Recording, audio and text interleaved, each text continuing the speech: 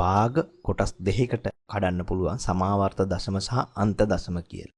මේ සමාවර්ත කියන්නේ යම්කිසි ඉලක්කමක් සුළු කරාට පස්සේ එකම රටාවකටම අපිට උත්තර ලැබෙනවා. අපි කියමු 3 බෙදීම 7 කියන අගය 0.4යි 2යි 8යි 5යි 7යි 4යි 8 කියන විදියට එනවනම් ඒ සමාවර්ත දශමයක් කියලා අපි හඳුන්වනවා. ඊළඟට අපි හඳුන්වුවොත් 2න් 1 සමානයි 0.5. ඊට පස්සේ තවත් අගයක් 4න් 1 0.25.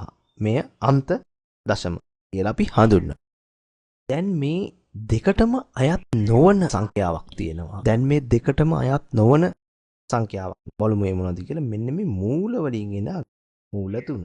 1.7යි 3යි 2යි 0.5යි 0.8යි 0.8. මේ මූල 3 සහ මූල 33 බැලුවම අපට පේනවා මෙහි රටාවකුත් නැහැ, පිළිවෙලකුත් නැහැ, මේ ඉවරෙකුත් නැහැ කියලා. මෙන්න මේක. මේ ඉන්නේ මේ 3යි මූල 3යි මූල 33. මේ වගේ අගයන් වලට අපි කියනවා අපරිමේය සංඛ්‍යා. මේවට කියන්නේ අපරිමේය සංඛ්‍යා කියලා. පරිමේයක් කොහෙන්වත් පෙන්වන්නේ නැහැ, අපරිමේයයි. මේවා ඉවරයක් නැහැ. මේ මූල වර්ගයගේ. අපි මෙහි ආසන්න අගයකට නවත්තනවා ගොඩක් වෙලාවට. ඉතින් මේ අපරිමේය සංඛ්‍යා මේ විදිහට තමයි අපි හඳුන්වන්නේ. දැන් අපි තාත්වික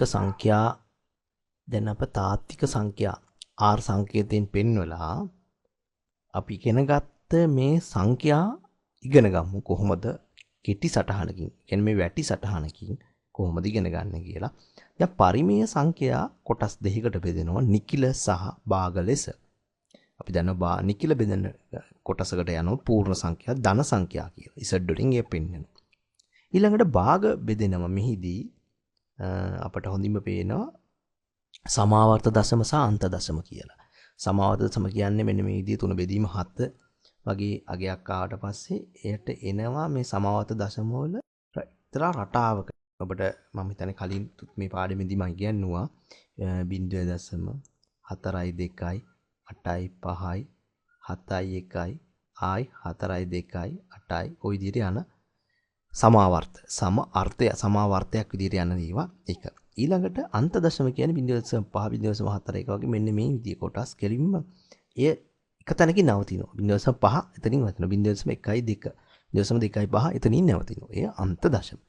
ඊළඟට අපරිමේය සංඛ්‍යාවල අප ඉගෙන ගත්තා මෙන්න මෙහිම දෙයක්. අනන්ත දශම අපරිමේය සංඛ්‍යා. මෙන්න මේ මූල 3 වගේ අගයන් එය. ඒ අනන්තය කරා යනවා. එය අනන්තය කරා යනවා. එහි ඉවරයක් නැහැ. මේ මූල 3 මූල 33 වගේ අගයන් ආවම එය ගමන් කරන්නේ මේ ආකාරයට. මේ සියල්ල එකට ගත්තිත අපට ඒ කුලක අංකණයෙන් මෙන්න මේ විදිහට ලියන්න පුළුවන්.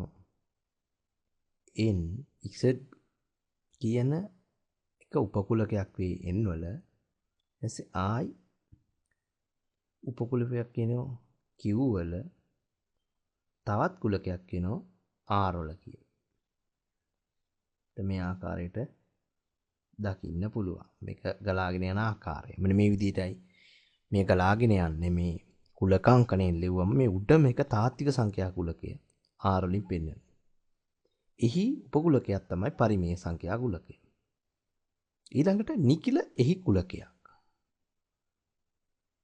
ඒ විදිහට තමයි යන්නේ. ඊළඟට පූර්ණ සංඛ්‍යා මෙතන පෙන්වන සංකේතය එය තවත් උපකුලකයක් විදිහට ගමන් කරනවා. මෙන්න මේ පැත්තට ගමන් කරන විදිහ තමයි ලොකුම කුලකය තාත්වික සංඛ්‍යා.